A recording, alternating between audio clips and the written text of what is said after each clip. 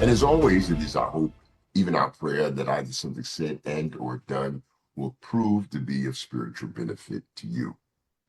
I am anxious to share with you the participating members of our panel today. They are equally anxious to say hello to you as well. And then we'll announce the topic that we will tackle for today. Let's begin on the east end of Long Island. Good morning, Overseer. Good morning, everyone. God bless you. I am Overseer Diane Seaman, Good Samaritan Ministries, pastor and founder, and I am delighted to be here this morning with you and to share with you this morning once again. God bless you, Bishop. Thank you, Overseer. From there, we're going to go to my good friend and neighbor right here in Amityville. Good morning, Bishop. Good morning, everybody. Blessings and peace. I am Bishop Walter Willie, pastor and founder of the Prayer Tabernacle Church of God in Christ. Amen. Thank you, sir. And from there, representing the magical city of Washington, D.C. and surrounding area. Good morning, Doctor. Good morning, Bishop. Hello, everyone. I'm Dr. Stephanie Stratford, the lead servant of Ecclesia International and headquartered in Gambrels, Maryland. I'm excited to be on this morning. Thank you. Thank you, Doctor. And from there, the fresh voice and face of Westchester County. Good morning, Pastor. Good morning to everyone. Norman Scott, New Hope Institutional Baptist Church, Tarrytown, New York. Glad to be a part of the fellowship once again. Thank you, sir. And how about the western end of New York, representing the city of Buffalo? Good morning, sir. Good morning, Bishop and colleagues. Grace and peace be unto you. I am Bishop Jeffrey Barnes, pastor of the Love Alive Fellowship here in Buffalo, New York. It's my honor to be here with you. And our honor to have you. And having saved the next participant intentionally for last, because he is going to describe the political landscape that we're currently engaged in from the sunny hills of North Carolina. Good morning, Brother President. Good morning, Bishop, and good morning, all. I am Reverend Ronald Grant from Rocky Mount, North Carolina, retired from New York, enjoying retirement. And it's good to be here. And it is certainly great to have you. I'm Anderson Nutter of the Hollywood Full Gospel Baptist Cathedral of Amityville, New York, and the Queen's Ministry of New York City. Just prior to us launching our recording session today, President Grant shared with us his growing concern regarding the political climate and atmosphere that we find ourselves in, and the obligation and responsibility that we have as clerics and religious leaders to inform and provide direction for the people that God has given us custodial care over. I'm going to invite him to voice his concerns so that the remainder of us can chime in with our perspective. Brother President. Thank you, Bishop. I somewhat caught off guard in terms of being first to announce and implement. You were the first to Dr. Stratford, right? But however, my mind and thinking earlier when we were speaking at the beginning of the conversation, my mind went back to 1966, going into the service, and then coming out as a veteran of foreign wars. So I was there during the period of 60. I watched 64 and 5 and 68. And of course, from that point on, so many things have happened, the assassinations in the direction of the country, and we as a people. And now I'm back down in North Carolina where my parents started. And I'm exposed to so much, in some cases, apathy, unknowing the attitudes of the people about what's going on. And it's all over. It seems that the clock is being turned backwards. And I was just curious, even as leaders, what will be our responsibilities? What will be our role? And at least announcing, we're still standing on the wall. And if we don't, and the people perish, it's going to be on us. If we do, they yield not. The yield not, then of course it's on them. But what do we say to them? in preparation. There's no one answer, I'm sure, but it's a growing concern with many leaders, even as I speak to some down here and across the country, up in New York particularly. Um, where do we go from here? What do we do? And what tools do we have available that we should utilize?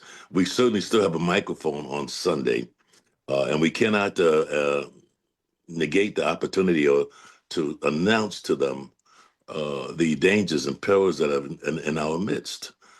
We have some leadership that is clearly, well, I don't want to be judgmental, but I'll just be, in terms of my observation, diabolical and devious in their way. And it seems like everything that's happening is designed to take back what we have fought and marched and protested, prayed and waited to get. So where do we go from here? Pretty much is my question.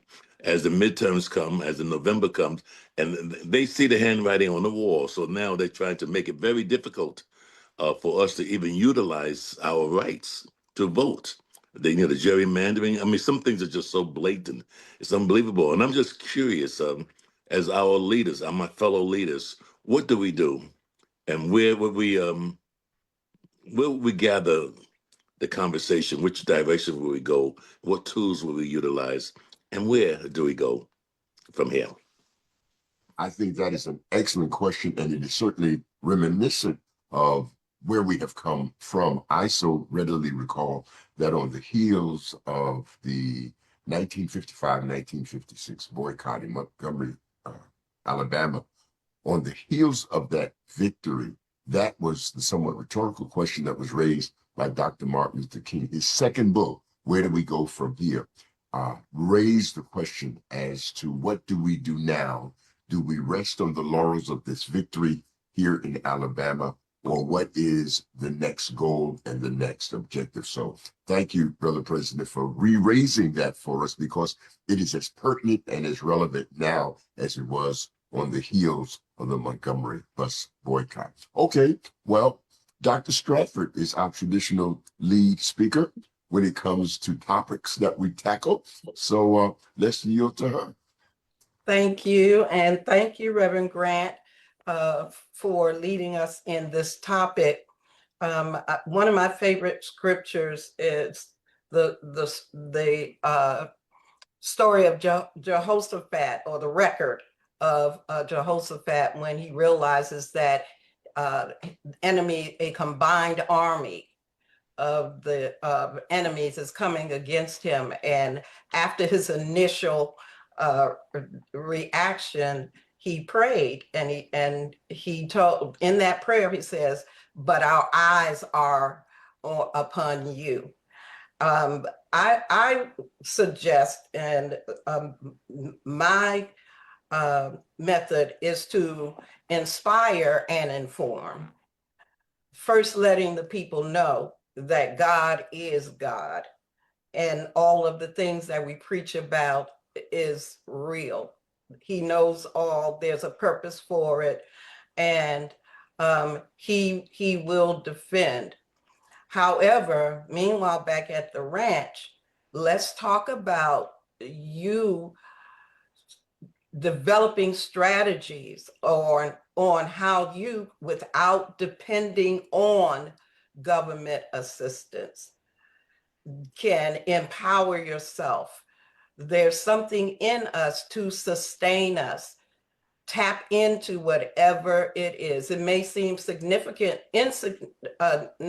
to you because you love to do it and you do it well, but that's a source of income. And again, thank you so very much, Bishop Luda. It only takes one word to inspire you and move you into a place of sustainability. Informing, encouraging through the word of God, but also providing resources, or making the congregation aware. Now, let's not forget, encouraging them to fulfill their responsibilities that will help to change the political climate. but also there are so many different foundations, options that we need to seek and to utilize. I'm trying to encourage seniors. We're so comfortable, oh, they're not going to take Social Security. What if they do? And why just have Social Security when you can develop something? You can even, with ministers, create your own platform. Stop waiting for someone to hand you a microphone. Develop a nonprofit that will perpetuate your calling. So we have to come out of the churches. We have to take advantage of what is available in the land, in addition to trusting and believing God that He is going to prevail. Excellent. Excellent. Thank you, Doctor. Who else? Well, it's real quiet, so I guess I'll say something. I'll be the other female voice in the room. And I don't have much to say, I really don't. It's Bishop, you remember, I think it was year before last, the luncheon, the motto and the t-shirts that were there said, taking it to the streets. We keep talking about the church. We need to be in the street. The people that are having the problem are not necessarily the people in the church because they still depend on the church. They depend on the word of the pastor, most of them, especially the seniors. But the people out there that haven't voted, that don't know about it, that are disillusioned, that are disgruntled, those are the people that we need to be doing it for. And in that vein also, we need to be the change that we want to see. We can pray all day long. You can pray the house down, but what are you doing? Faith without works is dead. We keep preaching it, but we don't do it. It doesn't, to me, necessarily begin just with us. It begins with the us and the us around us. What are we teaching people to do? Do we say take it to the streets and then we go home and sit comfortably and we don't have any rallies, no meetings? We go to convocation. I'm not speaking to anybody. We go to convocation, we go to prayer meeting, we do all this stuff, and the doors are shut. So if I'm not in that crowd, I'm done. There's a lot of things that I didn't understand and didn't believe in. And when I came to the church, there still was no education because then you heard about we don't mix church and politics. Jesus was absolutely political. I mean, I don't know how we do that nonsense. We keep teaching the same thing over and over again and getting nowhere and wondering why, and then talk about, no offense, where are we going? Where are we going? Where do you want to go? What do you want to see? The people that we celebrate, we're not just in church. There's a lot of people didn't know Martin Luther King was even a preacher because he functioned so on the outside.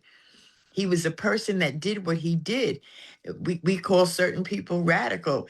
Yeah, but they were preachers, but they were outside of the church. We need to come outdoors. We need to come out in the sunshine. Vitamin D is good for you.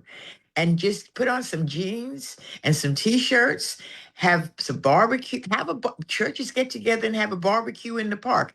Everybody invited, no cost. Stop giving out money for rent and this, that, and the other. Give out no cost and let's set up booths, inspire people, and do things. I'd love to do it. I'll partner with anybody. And that's what I do is partner. You can't make people do anything. Nobody wants to take the sole responsibility. I see you. I see Bishop Willie. Bishop Willie has stuff out there all the time. But he's one person. You're one person. I'm one. Everybody on here is one person. What are we going to do uniformly? Uniformity? Uniformly. Anyway, together. What are we going to do in uniformity as one body? Thank you. We need to do something because we're not doing nothing. We're sitting there talking about what are we going to do? It's a good subject, Pastor Grant. It really is. Where do we go from here? Because one's going north, one's going south, one's going to the east, one's going to we got all the directions and we can all talk about what I did, what my church did, what we did. And I'm too old and too tired to be hearing the same nonsense that I heard when I was 20 at the age I am now, and still nothing's happening, and people are collapsing, and then they're not understanding, and we preach and they don't understand. We need to get down to people level. People, it's not take off the collar. Your yoke is not your collar. That's what's choking us is our collar. We need to come out and go out and bring in. And they don't need a bath when they come in. They need to know what soap is for. They don't need to get bathed. They need to know what the soap is for. You hand them the utensils, label each one, and then teach them how to use them and teach them, take them, not even teach them, but teach them and take them out with you. They don't know what to do out there by themselves. We need to go in the streets while they're snotting and praying on the altar. We're telling them they need to go on the corner and be disciples. Duh. Let's do what we say we're going to do. Enough talking. What did we used to say back in the day? Talk is cheap. It is. And we keep talking though. We just keep talking. I'm done. Sorry. Thank you, Overseer.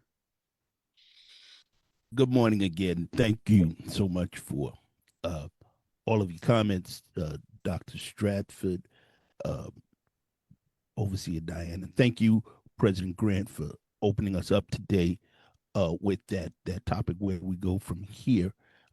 As we go to take on the things that have been recommended, one thing that we need to understand as we go forth that we've got to be empowered to do so. And most importantly, the Apostle Paul told the church at Ephesus, the Ephesus church, that in order for them to go, they needed to be strong in the Lord.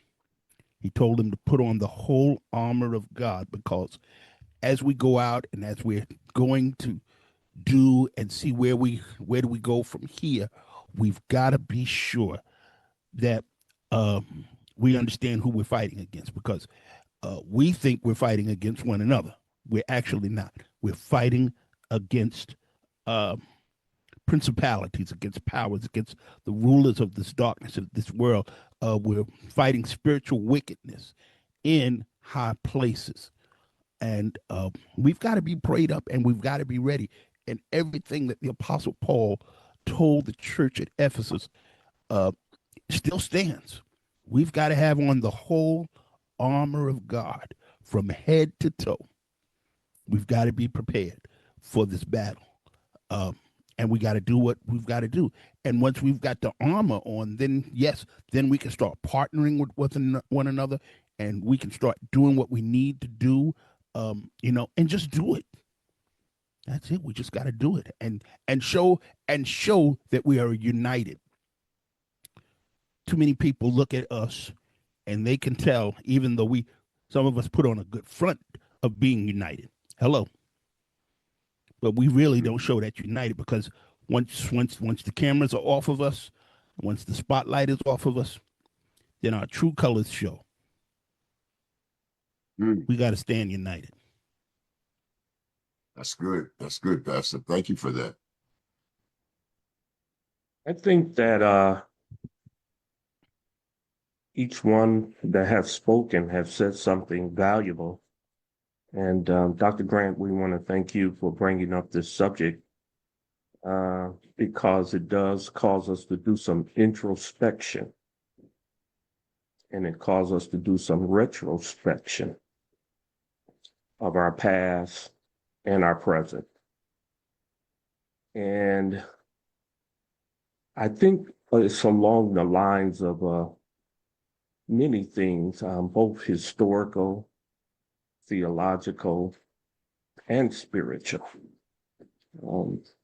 One of the things that Dr. King, and I'm reading his latest book as we speak, autobiography. And one of the things that he was keen on was saving the soul of America. I thought that was very keen, and I don't think it's talked about as much. In the methodology that they went about it. They wasn't trying to diminish who anybody was, but they were just trying to say that we are all equal.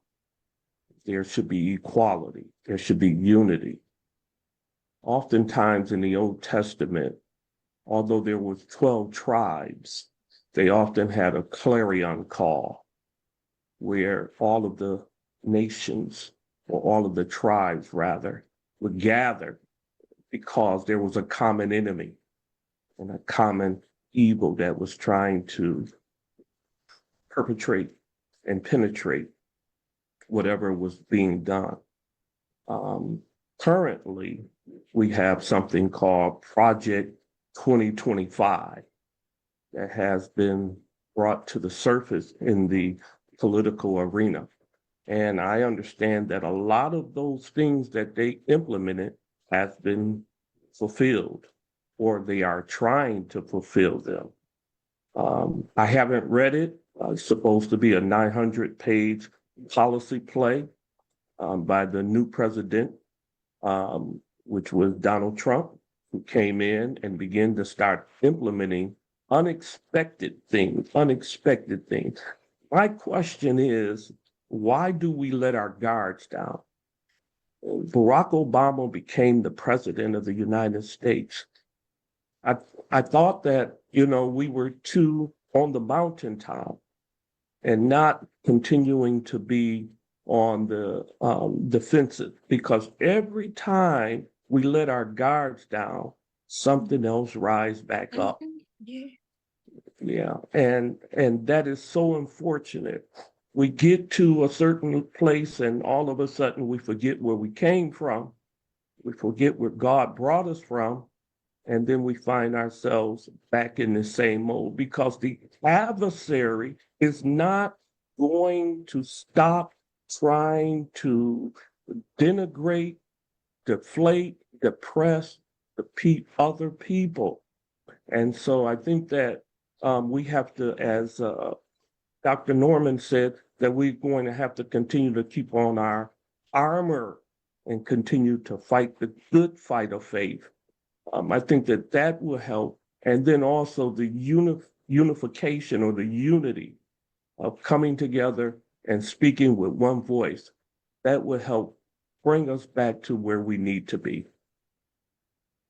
I think that's rich. I think that is good. We certainly want to hear from our senior sage here on the panel. Bishop?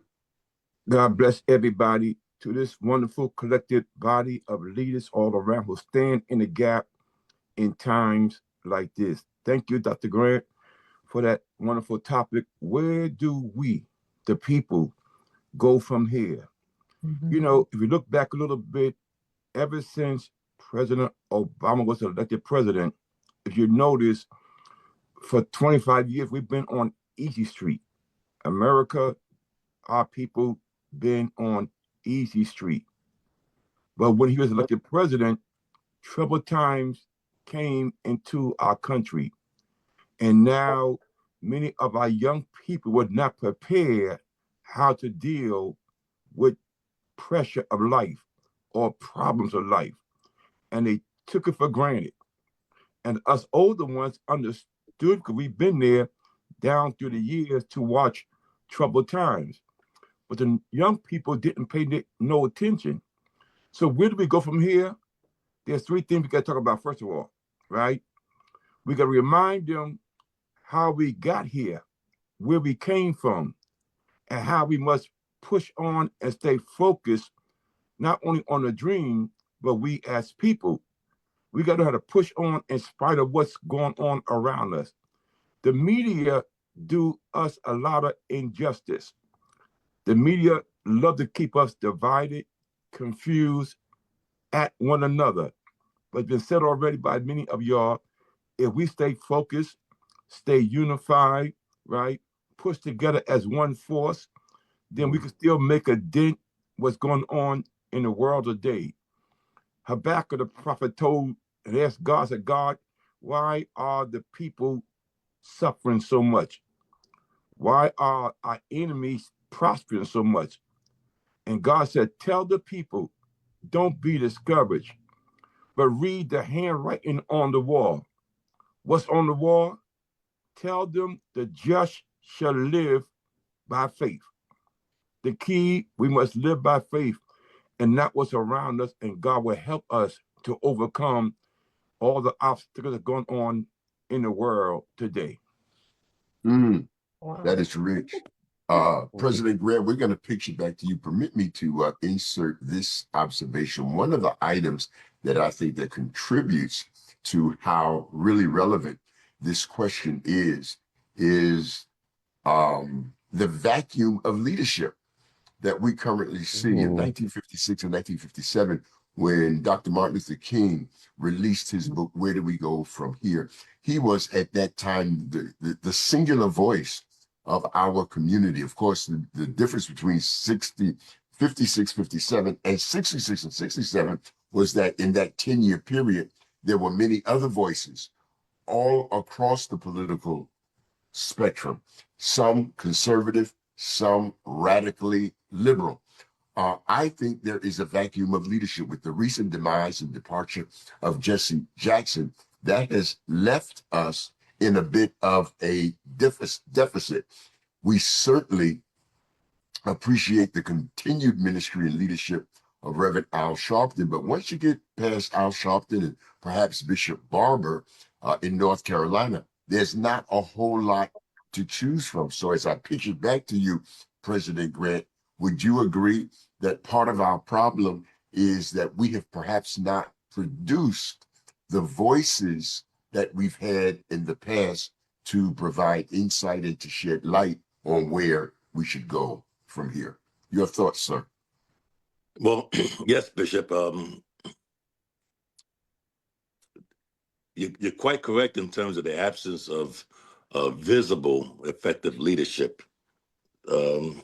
I mentioned like when we mentioned in our dialogue, where do we go from here? My mind goes back to Second Kings, the four lepers that were standing outside the gates of Samaria, and they were just there. They couldn't go back. They were diseased. They were unwelcomed, and so they sat there. And so one said, "Well, wait a minute. Where do we go from here?" In essence, if we go backwards, we know what's back there, and there's not anything there that's going to in any way help us. If we stay still, will surely die. So we go forward. We know the enemy is, which represents problems out in front of us, but we have a good chance of surviving. And if they just took us captive, well, we'll only but die. So that was their choice. Now, I would say in the midst of all of our dialogue, even today, very good stuff coming out. Uh, but I'm hoping that when we conclude our meeting, we will have at least one or two directions of where we go in terms of what do we do. And the voting aspect hasn't been mentioned yet. And that's something we need to encourage the people. Be aware of the situation, and then register and then vote. That's where our power will be. In the absence of that, all we will do pretty much is dialogue. And we can do that very well. Even amongst the leaders that we have, everybody, we have a lot of dialogue. We mentioned faith, and faith is certainly important, but faith without works It's is dead. dead. So we need to talk more about our works. Yes, we believe, but what are we going to do? In the meanwhile, I had a gentleman one time, he stood up not too long ago down here in a dialogue similar to this, and he said, well, God is able. God is going to do it. You got to trust God, and just leave it totally to Him. I said, but meanwhile, there's some things we must do. He said, no, I believe God is able. I said, but then why do you stop at the red light? There are some things that we must do in the interim. And so I would say, Bishop, and to my colleagues, that one of the things that we might not overlook is encouraging our folk to register and vote. That is where the power lies. That's where the difference is going to. Now, we can have a whole lot of other dialogue. That's great. But register and vote, because that's what they're after. They're not after our Feed the People programs. They're not after our little resources, because they take care of that. They're after our ability at the ballot. So let's not lose that. Thank you. I think that is rich. I think that is rich. I'm delighted to welcome to our conversation Bishop Helen Sinister, and I want to yield for her to say good morning to us and to chime in on this conversation as well. Good morning, Bishop. Good morning. I'm glad to be here. I was running a little late because I don't have a telephone. Someone stole my phone. And that is the worst thing that you can. Nowadays, we rely too much on our cell phones. I was lost. I was strictly lost without it. I think you're talking about the voting and being on one accord. And this the surface of a new leader or new leaders. I think that's very important that we do get on one accord, and that one accord, it doesn't make us lose our voice, but it also helps us to know how to put our voice together to make it one voice. We were talking about that yesterday because it is the time to vote. I don't know if that's what you're asking, but we have to get on one accord, and that means we have to get all of us get excited about doing this. If we can get our young people, our middle age, and our older people to vote, that helps us, because I think what has happened, we dropped the ball somewhere, and we have a gap in who votes, because the young people really don't want to vote now. Nope. And we've got to encourage them to continue voting, and why we continue. And that's the hardest thing to do right now. I don't know if it is out there, but it is in Iowa. And if we can encourage them to vote, that's how we win. It doesn't mean that you don't have a voice as coming together, but it means that numbers is power. And we had that when we had our meetings, where we had our churches met together, schools met together, and we talked about why we vote and why we should have this effort. I like when I turned on and you were talking about Habakkuk and talking about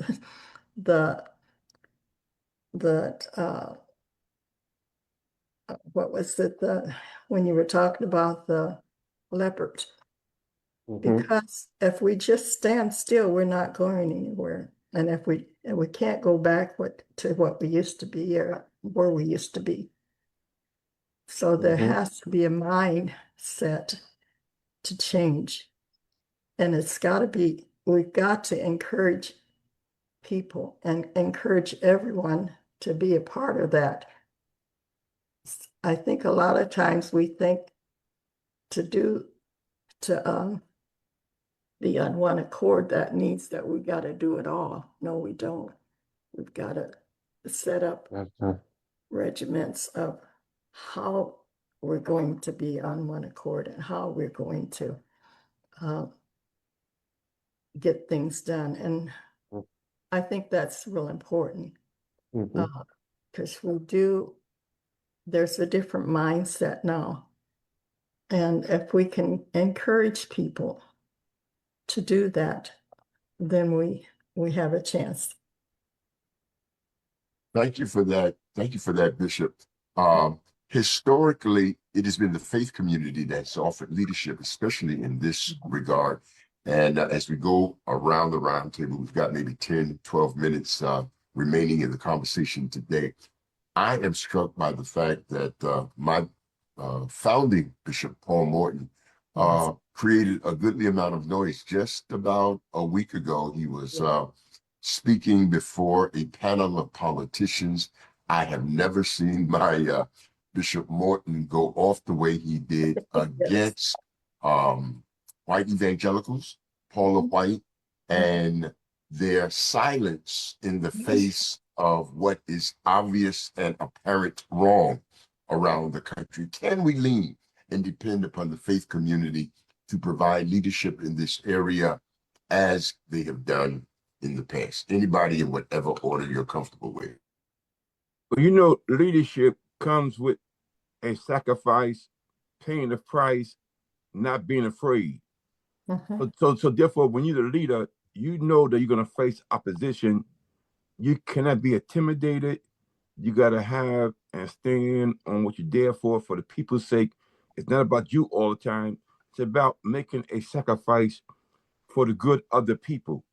And so therefore, most good leaders understand that it's going to come with a price. And many times, sometimes you'll go by yourself or go to the people, but it don't matter. As long as you know God is with you, you're going to stand and do what's needed for the people. Good. I, Go I ahead, think ladies first. no, it's not that long. I'm just, what I'm thinking is, everybody was raised differently. That's number one. And I'm listening to the young people and what their concern was, and they were kind of right. They said, well, why bother to vote? It doesn't depend on us. It depends on the Electoral College, and we don't have anything to do with that. And the first time that election took place and the Electoral College won over, it was hard to convince them to go back to the polls because they said, why bother? And then when we talk about Paula White, I used to love Paula White until I saw her bow down and kiss President Trump's ring the first time around. I have been done ever since. So we need to, I believe, stop depending on one person. It's not a one-man show. It's a collaborative effort, what we have to do to get people to understand. We depended on Jesse Jackson. We depended on Sharpton. We depend on one people to lead, and then people will walk behind. But nobody's willing to step out. It is a frightening thing, and it's a frightening place, and nobody wants to be wrong. But somebody's got to take that step. Some people have to get other people to take that step, because if we think about it, when it comes to a riot, when people get angry, you don't have any problem getting people together. So when are we going to get angry enough? When are we going to get angry enough to be collaboratively joined for the purpose that we claim that we want to achieve? Well, I just want to shift a little bit and express a concern that I have. I see that the church tends to focus on the congregations, and I think you mentioned that earlier. Mhm. In all that we're doing in creating our programs for those who come in It's to church. the sanctuary, we need to be open to shifting. Yeah. Shifting in a way that everything we do is not religious, that we as the house of God can offer from a community perspective. Because I personally believe that wherever the sanctuary is located, that community is your congregation. That's right. That's Not right. just the ones who Amen. come in. Yeah. So understanding the demographic, understanding the personas of the people who don't come in and create something that is going to meet their needs. That's what people are looking for now. Mm-hmm. They have pain points, and the church in many instances is not dealing with the pain points. There's a Right. lot of philosophical conversation, a lot of rah-rah sis kumbah, and we like rah-rah sis kumbah. Now, when I leave here and I go back into an abusive relationship, even if it's the one who's sitting in the big chair, in the high chair, there's the abuser. Come It's on. not always Ned the wino and Charlie the crack addict. How can we teach people, influence people, assist people in changing their lives as the church? What I'm trying to get to is every program, every session should not just be, come on, get healed, come on, get delivered, come on, how about parenting classes? Yes. How about That's what I'm business talking about. classes for youngins? Yes. How about uh, uh, confrontation? These types of topics where you can say to someone in the community, I see you have all these babies here. On Friday, we have a program where you do whatever. Bring your babies and have dinner with them. Or bring your babies and get you about 2 hours of rest and relaxation and come back and get your baby. Something beyond just the kingdomization, the churchiology that people are waiting to hear. It's like Maslow's hierarchy of needs. You know, I'm hungry, feed me. I know when I'm sleepy, I don't want to eat. I don't want to talk. I don't want to do anything. My focus is rejuvenating my body.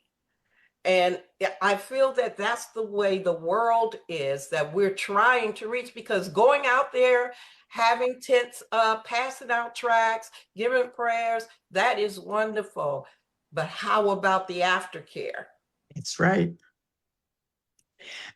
You're right. I think that the best program that I did, I had 13 kids one summer, and we did different things every day, and different volunteers come in. And the parents loved it and made them a part of it, where they brought the snacks so it wasn't as costly. They took turns in bringing the snacks. The kids were out of their hair for a whole day from 9 to 4 so they could go to work. We are going back to that this summer on Friday afternoons from 1 to 4 at the local center, where they can bring their children and they can color, they can do whatever. And sometimes I feel very alone in it because people are like, oh, I'm good. Oh, well, I don't know. Oh, whatever. And that's the attitude that we promulgated in this culture. We just have. And it's sad, because I noticed when I first read the New Testament, he said he sent them out 2 by 2. He sent them out to the street. He didn't send them to a particular church. He sent them out in the street to do whatever needed to be done to get people to understand who God was. And there's no better way, because what Jesus did was he attended to people's needs. What are we doing? The pulpit is there. That's great. I sometimes don't even like being in it. I'd rather be on the floor, because that's where the people are. That's where they are. And unless we want to be where the people are, wherever that be, pulpit, floor, whatever. I love Bishop Luter's new setup. It is awesome. And because the people get to reach, to touch, to see, and it's really great. We have to do something. The church is a building, but the people that come in have got to be ministered to. Like you said, no, amen, lay your hands on my head, blow in my face, and all this stuff. That's just enough going to make me want to fight. How do I eat today? And if you give me food, what am I going to put it in? Do I have a stove? Do I have a can opener to open a can? Don't just hand me a bag of food. You have to find out who I am. I promise not to say nothing else. Why can't you do both? You can, but people don't want to. Because the church, your parish is the community, and Jesus he was very community. He was he was an activist. And we, even in those stories that we tell over the pulpit, they ought to relate to what the church is. And so you set up programs, true, but I don't see them being separate as much as they are maybe making them. I think it's all the same thing. Mm-hmm. And we have to do that. If you don't, the church we're not representing God at all. I'm biting on the bit here as I listen to you all, because we're coming from a local perspective as well as a universal perspective, or America perspective.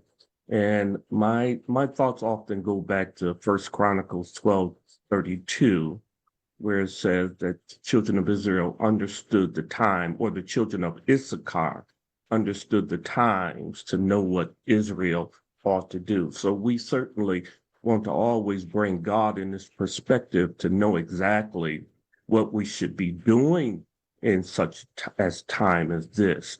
And then secondly, I know that we do have the paradigm with Dr. King and the civil rights movement. We have that paradigm that is definitely in our in our past, and we're grateful for it. The question is whether or not we will be moving in that same direction where one leader will rise up and have a voice that cries loud and spare not. If God is moving in that way, we do have to take in consideration the period of the time, the zeitgeist, whatever, and the movement of the time and how God had raised him up. And we're grateful for Sharpton. We're grateful for Barber. And we want to continue to keep them in prayer. We don't know exactly where God wants to take them entirely because some people don't want to come and connect with you because you're either Baptist or you're a different denomination or Church of God in Christ or Pentecostal, what have you. But I think that what's going on in our community is going to cause us to merge together. We got people where their health insurance is being taken away. We have people who cannot afford the food because of inflation and gas prices and these type of things. So it's going to be a generation that is going to feel the pain, Dr. Grant, that is going to cause us to want to vote or have to vote. I like the words of Senator Raphael Warnock when he had mentioned how that a vote is just like a prayer, is a kind of prayer, because you're asking God to do all these things and justice, equality, unity, these various things. And so we're praying for the world, for the next generation, that it will be better. And part of that is making sure we get out and vote. That is for me primary. Our ancestors gave up their lives. They sacrificed. They laid down. I often ask myself and wonder, would I have done the same thing? I saw mothers crying and families going through and so forth and so on. And for whatever reason, we are living in a society that do not want to fully embrace and accept of who we are because of our pigmentation. And so therefore, we have to continue to fight the good fight. And secondly, we have to continue to promote the kingdom of God, that people's lives can be transferred and transformed. And it's not just people of color that is hurting, Caucasian people, because that's such a deception. They are so deceived. They are hurting real bad. There's a lot of Caucasian people that are struggling, and they have to come together. As one of the things that Dr. King did was he was able to bring people together from all backgrounds, all creeds, all races, to be able to perform what he had been ordained to do. So I think that those kinds of things, what people are going through, is going to cause us to get back in the voting line, no matter what somebody says. I think that is good. President Grant, you started this conversation with your commentary. I'm afford you the opportunity to close this conversation with your additional commentary. This, again, is one of those weeks where my time is just a little bit limited and we need to close by 10. But can you close us in the same marvelous way that you opened us today, Brother President? I don't know, sir, but I will say this in my conclusion, in our conclusion. So many things have been thrown out. Might I remind and suggest that one size does not fit all.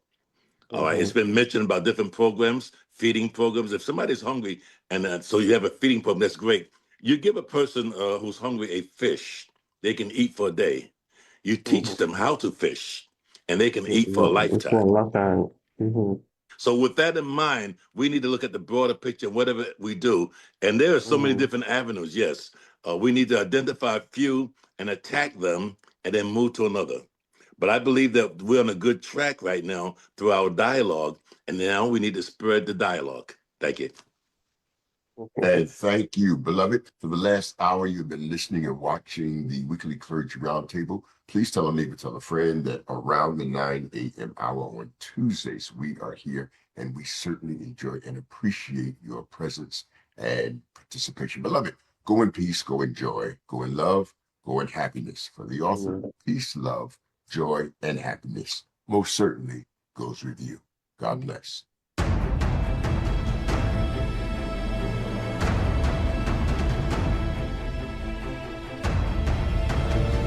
Let's go see your room.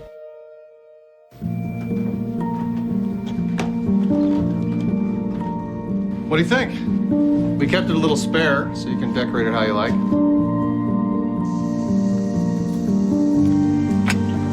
Dinner! Go. Excellent. Yeah, I saw you guys out there. We're the family. I thought you were on my team.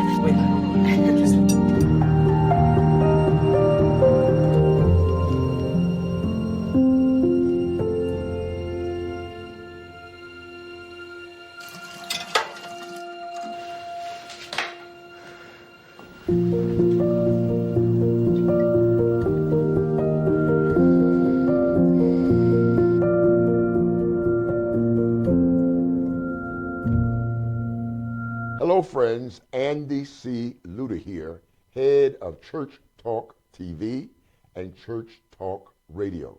Listen, I want to invite you to become a part of our broadcasting and cablecasting and streaming lineup. We have a state-of-the-art facility that you can come into, or you can produce your program remotely. The choice is up to you. So I want you to take a look at the number that is on the screen and contact us here and make arrangements to be a part of our rapidly growing family. For the last several years, we have been doing quality Christian programming 24 hours a day, 7 days a week. But we're not complete until you are a part of us. Come on, use that number and let us be a blessing to you.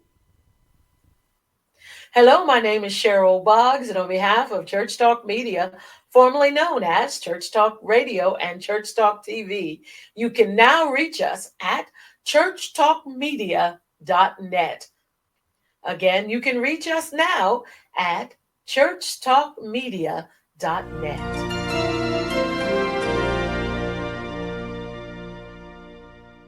When I was in foster care, I never knew when I would have to move. So I always had my suitcase ready to go. Then one day I was adopted. My new parents opened their hearts and home to me.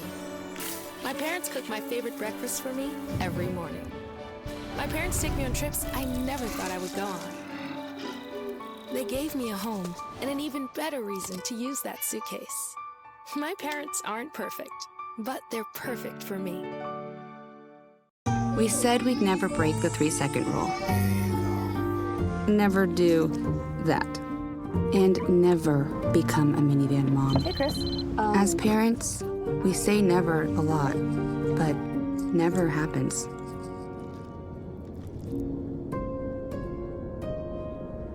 So when you say you'd never leave your child in a hot car, know it can happen. Before you leave the car, always stop, look, lock. I don't remember how it started. Go to that. Our back and forth. It always came back. Dad! You probably don't remember what you told me. That was perfect. But I heard every word.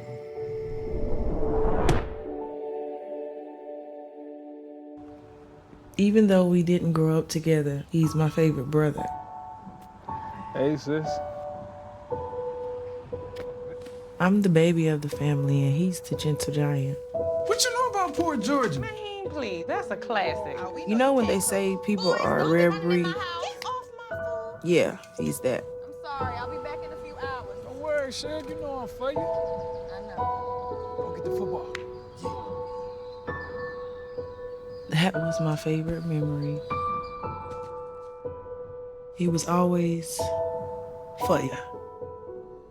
This is a true story of me, Bridget Floyd, and this guy, George Perry Floyd Jr., my big brother.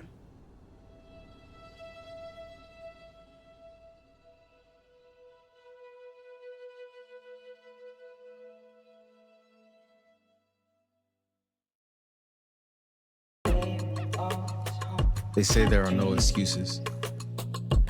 They say to just push hard. They say to just go faster. But when we're on the field, they don't know what's going on inside us. How hard is too hard? When do we get support? When do we raise our hand and ask for help? We need each other. Love. Your mind. I debate all day. It's what I do. But there are some things that are undebatable, like your mental health, my own mental health.